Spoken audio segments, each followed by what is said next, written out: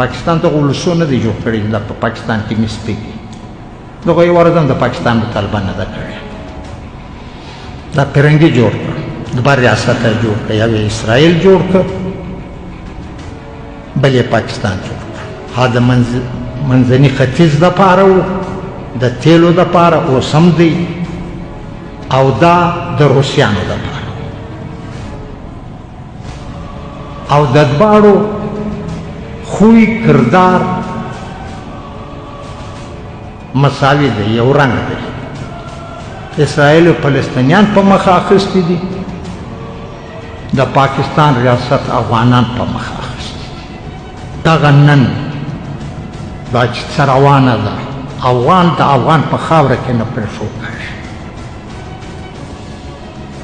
موږ ورته ګورو وسم نه رسوي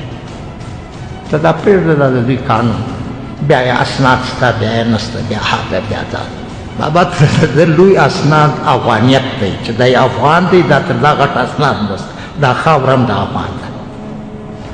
نو خو کمزوري ده چې د ځوانو ښځو څڼیو ته لاس اچول کږي او راکشږي موټر ته غورځول یې کږي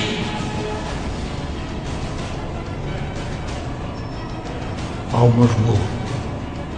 وس نه په وزیرستان کې اوس د سرو زرو ډېر غټ قانونه پیدا سوي دي ملیټري ولیاړه ده تار یې ترې راګرځولی دی هېڅوک دننه نه شي وتلی ما ته یو هلک د ټوپ غږېده ول موږ چې د سهار د کیمپ په وړو سترګې به یې راوتړلې هلته به یې وړو کار به م کاوه دا غر ممکن لارۍ لوډېدې تلې پنجاب ته بیا چې به رایستوم سترګې به یې راوتړ دا لا هغې وجه ټاکلی دی او د دغه اهداف دپاره پښتانه جنګېدلي مړه سوي قید سوي بې عزته سوي دغه اهداف راځو دې ته چې نن په موجوده پاکستان کې چې پاکستان دوی ورته وایي د چرچل جوړ کړی پاکستان ته ولسو نه دی جوړ کړی دا په پاکستان کې مسپیږي دغه یو ورځ هم د پاکستان طالبان نه ده کړی دا پرنګي جوړ کړ د بر ریاست یې جوړ کړ یو اسرائیل جوړ کړ بل یې پاکستان جوړ کړ ها د منځني ختیځ دپاره و د تیلو دپاره اوس هم دی او دا د روسیانو دپاره او د دواړو خوی کردار مساوي دی یو رنګ دی اسرائیل او فلسطینیان په مخه اخیستي دي د پاکستان ریاست افغانان په مخه اخیستي دي چې کم ظلم له فلسطینیانو سره اسرائیل کوي هغه ظلم د پاکستان ریاست له افغان سره کوي څونه افغانان رسم په دې وزیرستان کې په دې دواړو وزیرستانو کې په پاټا کې یعنی یو ځای نه دی پاتې چې افغانان نه دي مړه په خپل وطن کې کډې ور پر سر کې له سواته خلک پېښور ته له وزیرستانه خلک بنو ته اوس هم په کیمپو کې پراته دي زه کله کله دا زموږ علماو ته هم داسې په فکر کې سم چې ته د فلسطین غم اخیستی او خپل غم د هیر دي خو ستا خپلې کډې پر سر دي ته په خپله په کیمپ کې اوسې ته دا خپله خبره ولې نه کوې نو دا بیا دا ثابتوي لکه د حسین حقاني یو کتاب دی چې په امریکا کې د سفیر و ملیټري ملا الاینس هغه ډېر شواهد ورکړي دي په کتاب کې نو دا په خپله دا ثابتوي چې زموږ مدرسې زموږ ملایان او ملیټري دا د یوې سکې دوه مخه دي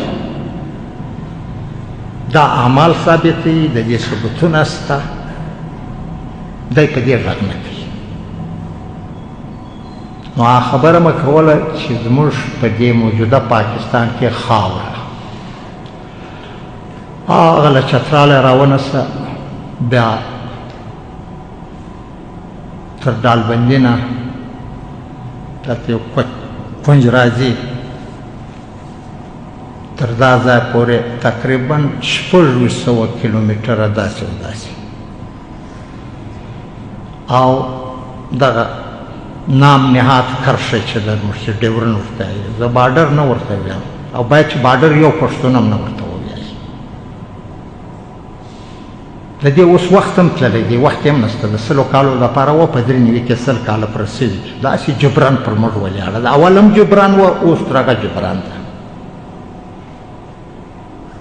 له دغه کرښې ده بیا د اباسین تر غاړې دا ځای پر ځای 600 ځای پر ځای 900 ځای پر ځای 500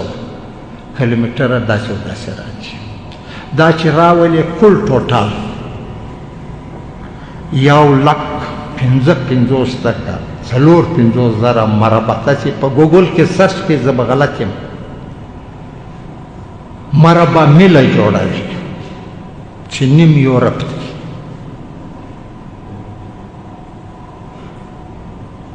په دې خاوره کې موجود څه دي په دې خاوره کې د نړۍ هر څه موجود دي چې کوم شی انسان د ګیس د تیل د کاپرو د ژړو د پولادو د اوسپنې د معدنیاتو چې د غرو راوځي او انسان یې په خپله ګټه استعمالوي دا هر شی دلته موجود دی لیتیم دا کله کله چې پښتانه وایي یا خدای ته ما د دنیا خاوند کړې ما له په خپله ډېره خندا راسي زه هم د الله به په کار کږې نه چې د خدای له ونه ما خو تر ګډ د نړۍ ښه وطن تا ته درکړ چې د دنیا ټول نعمتونه پکښې دي او ته اوس هم سوالونه کوې ته خو د زرو پر خزانه لوړ ناست دی دا اوس سوال پیدا کړي چې دا وړي څوک دا دي چیرې څوک په آبادېږي څوک پکښې د علم خاوندان کړي څوک د ښه ژوند خاوندان کړي او د دې خاورې د څښتن څه حال دی دغه سوال دی په وزیرستان کې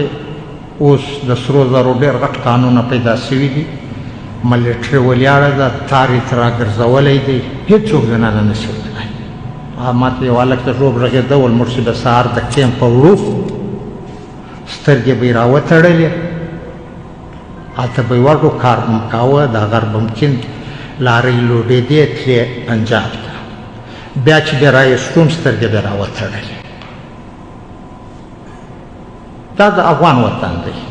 داسې د کاپرو داسې د دې ګیس داسې د تیلو په پاکستان کې یو 80,000 بیرله تیل یومیا پیداوار دی په دې کې 45,000 بیرله د پښتون له وطنه دي که پېښور ته تللي یاسته چې کرک ته ورسئ له دې خوا چې ځئ ښي لاس ته اورونه چې بل وي دلته د تیلو کویان دي دلته ګیس هم دی دا د افغان وطن دی چې د یوې ورځې کروڑونه ډالر جوړه شي دا افغان ته نه ورکول کېږي